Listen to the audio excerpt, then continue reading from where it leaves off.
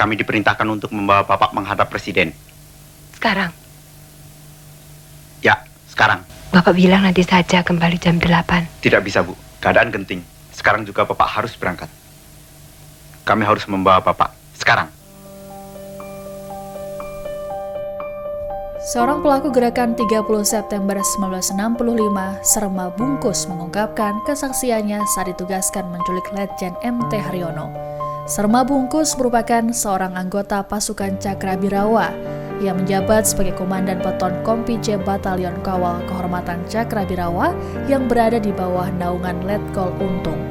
Ia mengaku hanya menjalankan perintah atasannya, yaitu Letu Dul Arif. Pada 29 September pukul 3 sore, Serma Bungkus mendapat perintah untuk melakukan penculikan terhadap Dewan Jenderal. Dewan Jenderal ini memiliki tujuan ingin mengkudeta Soekarno.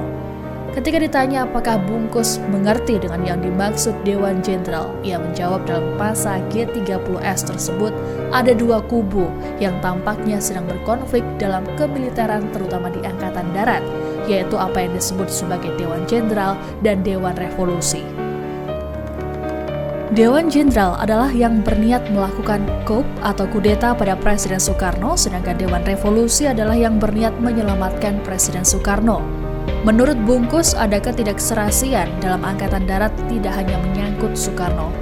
Besoknya, 30 September 1965, pada dini hari menjelang subuh, 3 truk yang dipenuhi tentara berangkat menuju rumah MT Haryono di kawasan Menteng, Jakarta Pusat.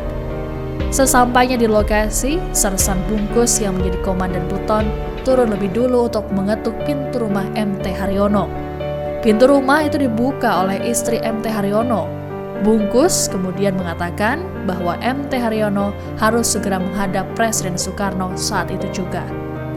Istri Haryono menjawab bahwa suaminya akan segera menyusul dan meminta para prajurit berangkat lebih dulu ke istana. Namun Bungkus tetap bersikeras menunggu. Beberapa anggota pasukan pun menerobos masuk ke kamar Haryono.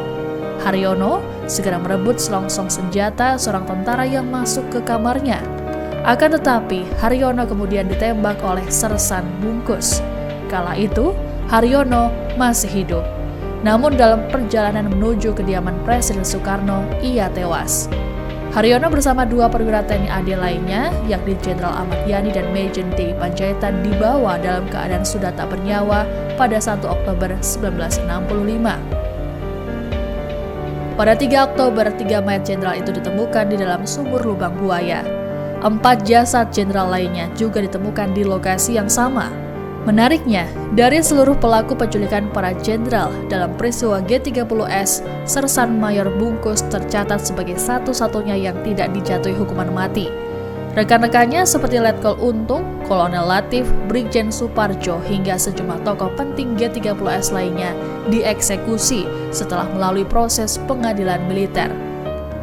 Namun, berbeda dengan Bungkus, ia memang terbukti ikut menembak Majen MT Haryono, namun pengadilan menjatuhkan hukuman penjara seumur hidup bukan eksekusi mati.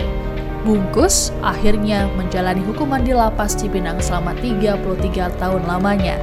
Setelah rezim Orde Baru runtuh, Bungkus dibebaskan pada 25 Maret 1999. Download Tribun X sekarang, menghadirkan lokal menjadi Indonesia.